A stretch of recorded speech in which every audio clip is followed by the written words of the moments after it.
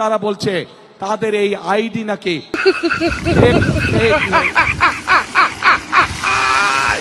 Hack হয়ে গিয়েছে।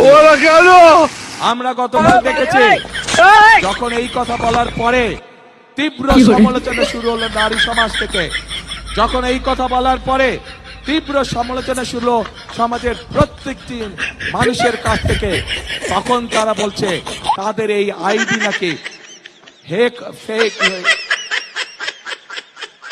ID hack হয়ে গিয়েছিল। ভাই বোনেরা, এই বিষয়ে যারা বিশেষজ্ঞ তারা পরিষ্কার ভাবে বিভিন্ন ভাবে বলেছে যে আইডি এইভাবে হ্যাক হতে পারে না। একটি রাজনৈতিক দলের একজন সিনিয়র নেতা জনগণের সামনে নির্বাচনের আগে এইভাবে মিথ্যা কথা বলছে, দলটি পর্যন্ত মিথ্যা কথা বলছে তাদের আইডি বলে হ্যাক হয়ে গেছিল, অথচ আইডি হ্যাক হয়নি তাদের।